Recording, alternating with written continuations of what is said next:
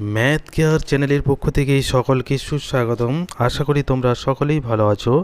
দেখো, আজকে আরেকটি নতুন ভিডিও নিয়ে চলে এসেছি। ক্লাস 9-এর অধ্যায় 16 বৃত্তের পরিধি, কোষে দেখি 16-র আজকে 11 দাগ থেকে অঙ্কগুলি সুন্দর ও সহজ সরল পদ্ধতিতে সমাধান করে দেব। তাই তোমাদের কাছে ছোট্ট অনুরোধ, ভিডিওটি প্রথম থেকে শেষ পর্যন্ত ভালোভাবে দেখে বোঝার চেষ্টা করবে।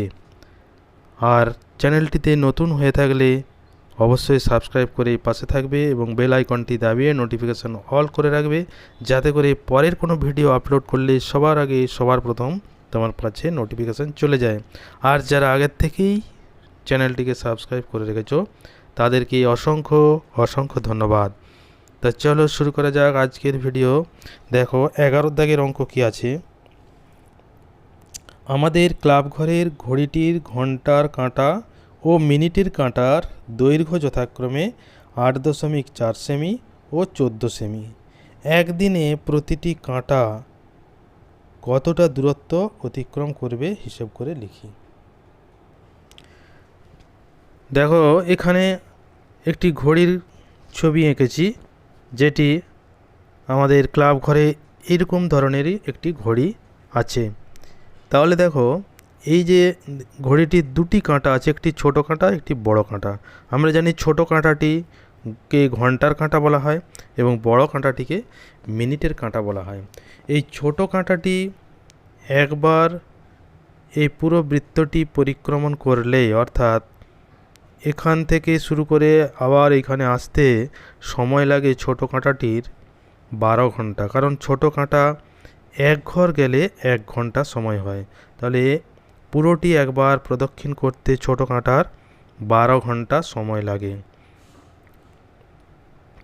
আর বড় কাঁটাটি পুরোটি একবার প্রদক্ষিণ করলে 1 ঘন্টা হয়, কারণ আমরা জানি বড় কাঁটা 12 ঘর থেকে 1-এর ঘর গেলে 5 মিনিট হয়, তারপর 10 মিনিট, এইভাবে পুরোটা গেলে 60 মিনিট হয়। 12টি ঘরে 60 মিনিট সমান 1 ঘন্টা। তাহলে 1 ঘন্টায় পুরো বৃত্তটি একবার প্রদক্ষিণ করবে। তাহলে ঘন্টার কাঁটা 12 ঘন্টায় একবার প্রদক্ষিণ করে, তাহলে একদিন সমান আমরা জানি 24 ঘন্টা। তাহলে ঘন্টার কাঁটা 24 ঘন্টায় এই পুরো বৃত্তটি দুবার পরিক্রমণ করবে এবং মিনিটের কাঁটা 1 ঘন্টায় পুরোটি আবর্তন করে। তাহলে একদিনে 24 ঘন্টায় 24 বার আবর্তন করবে। প্রথমে তাহলে আমাকে এই যে ঘড়িটির বৃত্তাকার পথ, তার পরিধি বের করতে হবে। পরিধি, সেখানে ব্যাস কত হবে। যখন ঘন্টার কাঁটাটি ঘুরবে তখন সে বৃত্তাকার পথটি হবে, ঘন্টার কাঁটার যে দৈর্ঘ্য সেইটি হবে তার ব্যাসার্ধ।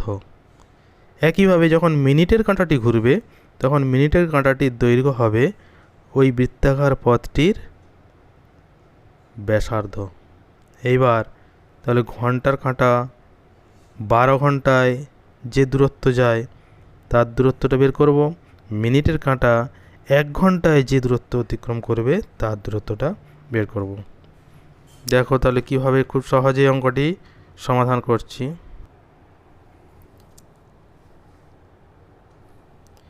ঘন্টার কাঁটার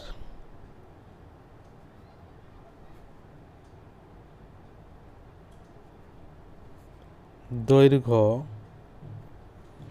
সমান 8.4, অতএব 8.4 সেমি। অতএব ঘন্টার কাঁটাটি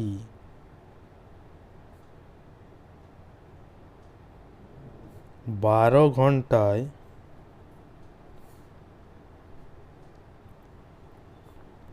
অতিক্রম করবে, অর্থাৎ যে বৃত্তাকার পথটি অতিক্রম করে তার পরিধি সমান হয়ে যাবে 2 পাই, পায়ের মান 22/7 বসিয়ে দিলাম, ইন্টু আর, আর সমান হয়ে যাবে 8.4 সেমি। তো ঘন্টার কাঁটাটি 12 ঘন্টায় অতিক্রম করে 2 গুণিত 22/7 গুণিত 8.4 সেমি। অতএব ঘন্টার কাঁটা একদিনে 12 ঘন্টা যদি এটি অতিক্রম করে, একদিন সমান 24 ঘন্টা, তাহলে 12 ঘন্টায় যতটি করেছে তাকে 2 দিয়ে গুণ করে দিলে 24 ঘন্টায় বেরিয়ে যাবে। তাহলে একদিনে অতিক্রম করবে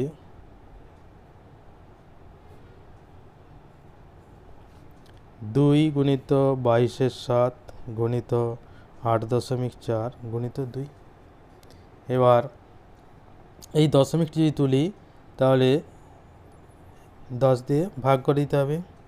এবার 7 দিয়ে কাটলাম, 7 12 84। যদি কাটাকাটি করি 2 দিয়ে 10কে 5 হবে, আবার না কাটলেও হবে। তাহলে কি আসবে, 2 দুগুণে 4, 4 12 48, পেয়ে যাবো 22 গুণিত 48/10 সেমি। এবার এটাকে একটু সরল করে দেব। 48 22 96 6 9 15 9 10 সমান হয়ে যাবে 105 6 10 সেমি। এটাকে যদি ভাগ করে দিই তাহলে দশমিক হয়ে যাবে এখানে 105.6 সেমি। এরপর দেখো মিনিটের কাঁটার দৈর্ঘ্য সমান দেওয়া আছে এখানে 14 সেমি। তাহলে মিনিটের কাঁটা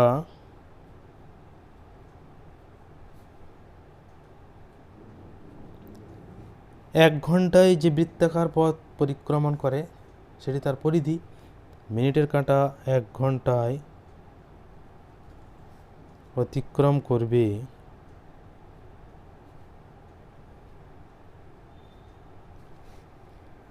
2 পাই, পায়ের মান 22/7 বসিয়ে দিলাম, আর এখানে হবে 14, 2 পাই আর এত সেমি।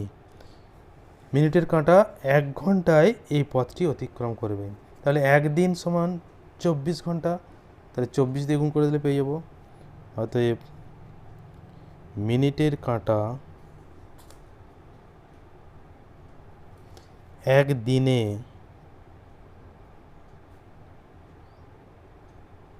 অতিক্রম করে 2 গুণিত 22/7 গুণিত 14 গুণিত তাকে 24 দিয়ে গুণ করে দিলাম, কারণ মিনিটের কাঁটাটি সারা দিনে অর্থাৎ একদিনে 24 বার প্রদক্ষিণ করবে। একবার প্রদক্ষিণ করলে 1 ঘন্টা, তাহলে 24 বার প্রদক্ষিণ করলে 24 ঘন্টা এখানে হয়ে যাবে। এবার একটু সরল করে দিই তো সেমি। 7 দুগুণে 14, কাটাকাটি করে দিলাম, তাহলে এটা হয়ে যাবে গুণ করলে 22 দুগুণে 44 গুণিত 24 দুগুণে 48 সেমি। 44 আর 48 গুণ করে দিই, 44 48, 4 8 32, 4 32, 3 35, 4 4 16, 4 4 16 কে 17, 2 5 6 11, 7 3 10 1 11, 1 1 2, 2 1 1 2 সমান হয়ে যাবে 2 1 1 2 সেমি। তাহলে মিনিটের কাঁটাটি একদিনে 2112 সেমি অতিক্রম করবে। ঘন্টার কাঁটাটি একদিনে 105.6 সেমি অতিক্রম করবে। খুবই সহজ অঙ্ক, সুন্দরভাবে বুঝে অঙ্কটি প্র্যাকটিস করবে। তারপর দেখো 13 দিকের অঙ্ক। রহিমের একটি বৃত্তাকার মাঠের পুরোটা একবার দৌড়াতে যে সময় লাগে, ব্যাস বরাবর এক প্রান্ত থেকে আরেক প্রান্তে যেতে তার থেকে 40 সেকেন্ড কম সময় লাগে। রহিমের গতিবেগ 90 মিটার প্রতি মিনিট হলে মাঠের ব্যাসের দৈর্ঘ্য হিসেব করে লিখি। তাহলে প্রথমে একবার বৃত্তাকার মাঠের পুরোটি একবার প্রদক্ষিণ করতে যে সময় লাগে বের করতে হবে, আবার ব্যাস বরাবর যেতে যে সময় লাগে সেটিও বের করতে হবে। এবং রহিমের গতিবেগ কিন্তু দেওয়া আছে 90 মিটার প্রতি মিনিটে। এই যে দুটি সময় লাগবে, অর্থাৎ ব্যাস বরাবর যেতে যে সময়, বৃত্তাকার মাঠের পরিধি বরাবর যেতে যে সময়, তাদের অন্তর হবে 40 সেকেন্ড। সেখান থেকে আমি ব্যাসের দৈর্ঘ্যটি পেয়ে যাব। ঠিক আছে, দেখো এবার কিভাবে সুন্দর করে সমাধানটি করছি। দেখো এইখানে যে বৃত্তটি এঁকেছি, এই বৃত্তের কেন্দ্র আমি ধরে নিলাম ও, এবং ব্যাস হচ্ছে AB। এই ব্যাস বরাবর যেতে যে সময় লাগে, পরিধি বরাবর যেতে যে সময় লাগে, তাদের মধ্যে অন্তর হচ্ছে 40 সেকেন্ড। অর্থাৎ পরিধি বরাবর যেতে 40 সেকেন্ড বেশি সময় লাগে এবং ব্যাস বরাবর যেতে 40 সেকেন্ড কম সময় লাগে। এবার যেহেতু তার গতিবেগ দেওয়া আছে মিনিটে 90 মিটার, তাহলে এই দূরত্ব যেতে কত সময় লাগে, অর্থাৎ এই দূরত্ব কত, আমি যদি ব্যাসার্ধ ধরে নিই r মিটার, তাহলে ব্যাস হয়ে যাবে 2r মিটার। গতিবেগ দেওয়া আছে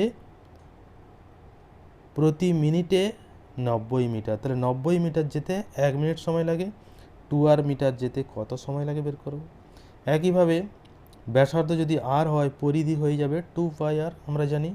তাহলে এই 2πr দূরত্ব যেতে কত সময় লাগে বের করব। তাহলে সেখান থেকে শর্তানুসারে পেয়ে যাব যে ওই দুটির বিয়োগফল সমান 40।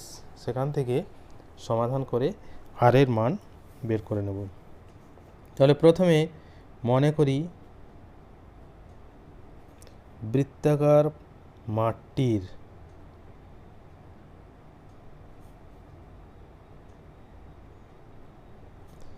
ব্যাসার্ধ সমান r মিটার, অতএব ব্যাস সমান 2r মিটার, পরিধি সমান, সূত্র জানি আমরা, 2πr মিটার। এবার গতিবেগ যেহেতু দেওয়া আছে 90 মিটার প্রতি মিনিটে, তাহলে রহিম 90 মিটার যায় 1 মিনিটে। রহিম 1 মিটার যায় 1/90 মিনিটে। রহিম 2r মিটার যাবে 1/90 গুণিত 2r মিনিটে, সমান হয়ে যাবে, এটা যদি সরল করি 2/90 কেটে দিলে 45 সমান r/45 মিনিট, এত মিনিটে। এবার রহিম 90 মিটার যায় 1 মিনিটে, 1 মিটার যায় 1/90 মিনিটে। আর যদি এখান থেকে আবার আমি হিসাব করি যে রহিম 2πr মিটার যায়, তাহলে এখান থেকে হিসাব হবে, অর্থাৎ 1 মিনিটে যায় 1/90, 1 মিটার যায় 1/90 মিনিটে, তাহলে 2πr মিটার যাবে 1/90 গুণিত 2πr মিনিটে। কাটাকাটি করলে এটাও চলে আসবে 45 সমান πr/45 মিনিটে। তাহলে এখান থেকে পেয়ে গেলাম 2r মিটার যায়, অর্থাৎ ব্যাস বরাবর, এটি 2rটা হচ্ছে ব্যাস জেনেছিলাম, আর 2πrটা হচ্ছে পরিধি। তাহলে পরিধি বরাবর যেতে সময় লাগলো πr/45 মিনিট, ব্যাস বরাবর যেতে সময় লাগলো r/45 মিনিট। তাহলে শর্তানুসারে πr/45 মাইনাস r/45 সমান হয়ে যাবে 40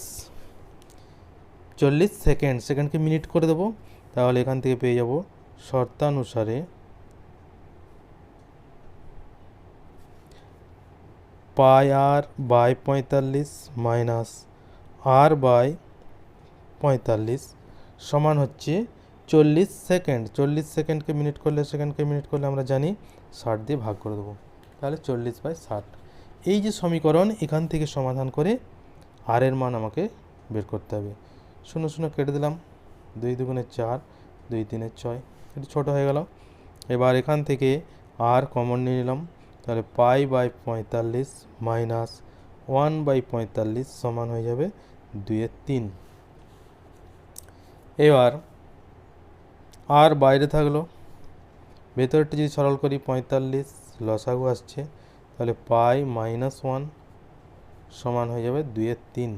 45কে যদি আমি আগে দিকে গুণ করে দিই, তাহলে আর ইন্টু পাই -1 সমান 2/3 ইন্টু 45।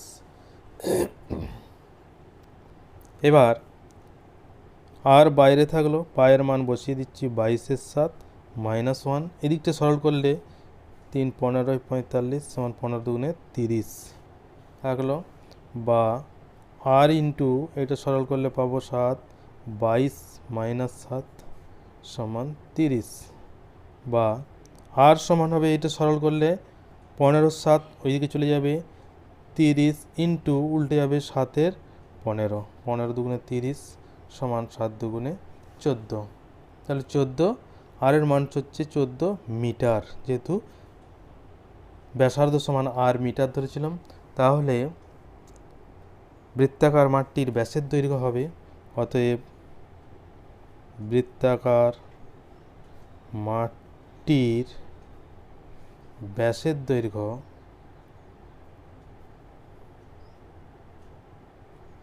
সমান 14 গুণিত 2 মিটার সমান 28 মিটার।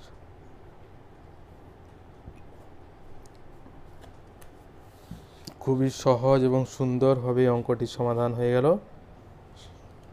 ভালোভাবে বুঝে অঙ্কটি প্র্যাকটিস করবে। তারপর দেখো চলে এসেছি 14 দাগের অঙ্ক। এটি আরেকটি গুরুত্বপূর্ণ অঙ্ক, কিন্তু খুব সহজ অঙ্ক। দুটি বৃত্তের পরিধির অনুপাত 2:3 এবং তাদের ব্যাসার্ধের দৈর্ঘ্যের অন্তর 2 সেমি। বৃত্ত দুটির ব্যাসের দৈর্ঘ্য হিসেব করে লিখি। এখানে দেখো বৃত্ত দুটির পরিধির অনুপাত দেওয়া আছে, আর দেওয়া আছে ব্যাসার্ধের দৈর্ঘ্যের অন্তর। তাহলে ব্যাসার্ধের দৈর্ঘ্যের অন্তর যদি 2 হয়, একটি বৃত্তের যদি আমি ব্যাসার্ধ ধরে নিই, আরেকটি বৃত্তের ব্যাসার্ধ পেয়ে যাব। এবার যদি আমি ছোট বৃত্তটির ব্যাসার্ধ আর ধরে নিই, তাহলে বড় বৃত্তটি হবে তার থেকে আরও 2 সেমি বেশি, তাহলে বড় বৃত্তটির ব্যাসার্ধের দৈর্ঘ্য হবে আর প্লাস 2 সেমি। তাহলে ব্যাসার্ধ পেয়ে গেলাম, বৃত্ত দুটির পরিধি আলাদা আলাদা করে হিসাব করব। শর্তানুসারে সেই পরিধি দুটির অনুপাত সমান 2:3। সেখান থেকে সমাধান করে আর এর মানটি খুব সহজেই বের করে নিতে পারবো। আর এর মান বের করে নিলে আর হচ্ছে ব্যাসার্ধের দৈর্ঘ্য, আর ব্যাসার্ধ পেয়ে গেলে এবার ব্যাস দুটি খুব সহজেই পেয়ে যাব, তাই না? তাহলে দেখো, মনে করি ছোট বৃত্তটির ব্যাসার্ধ সমান আর সেমি,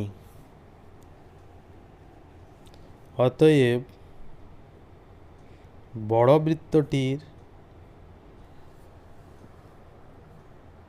ব্যাসার্ধ সমান আর প্লাস 2 সেমি। এবার ছোট বৃত্তটির পরিধি সমান 2πr সেমি, বড় বৃত্তটির পরিধি সমান 2π ইন্টু আর প্লাস 2 সেমি। তাহলে দুটি বৃত্তের পরিধি কিন্তু আমি এখন পেয়ে গেছি।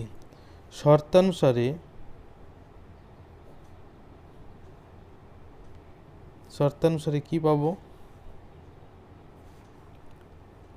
2πr প্লাস 2 আর 2πr এদের হচ্ছে অনুপাত।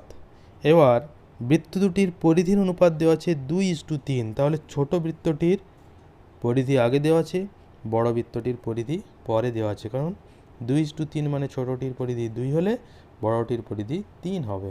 তাহলে 2πr is two 2πr plus 2 সমান 2:3। বা অনুপাতকে আবার ভগ্নাংশ করে লিখলে 2 pi r by 2 pi into r plus 2 সমান 2/3। এখান থেকে এবার সমাধান করব। 2 কেটে গেল, পাই পাই কেটে গেল, তাহলে উপরে থাকলো আর বাই আর প্লাস 2 সমান 2/3। বা কোনাকুনি যদি গুণ করি 3r সমান হয়ে যাবে 2r প্লাস 4 বা 3r মাইনাস 2r সমান হয়ে যাবে 4 বা r সমান 4। তাহলে r সমান হয়ে যাবে 4, অর্থাৎ ছোট বৃত্তটির ব্যাসার্ধ সমান 4 সেমি। অতএব ছোট বৃত্তটির ব্যাসার্ধ সমান 4 সেমি, বড় বৃত্তটির ব্যাসার্ধ সমান 4 যুক্ত 2 সেমি সমান 6 সেমি। এবার তাহলে ছোট বৃত্তটির ব্যাসার্ধ পেয়ে গেলাম 4 সেমি, বড় বৃত্তটির ব্যাসার্ধ পেয়ে গেলাম 6 সেমি।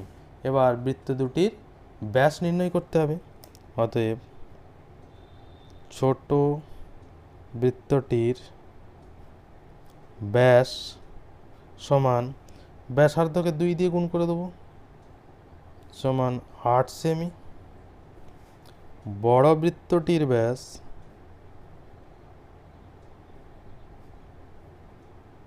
সমান 6 গুণিত 2 সেমি সমান 12 সেমি।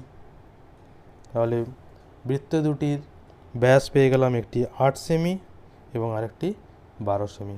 খুব সহজ অঙ্ক, সুন্দরভাবে সমাধান হয়ে গেল। অঙ্কটি ভালোভাবে বুঝে প্র্যাকটিস করবে। তাহলে ভিডিওটি প্রথম থেকে শেষ পর্যন্ত দেখার জন্য সকলকেই ধন্যবাদ। সবাই ভালো থাকবে।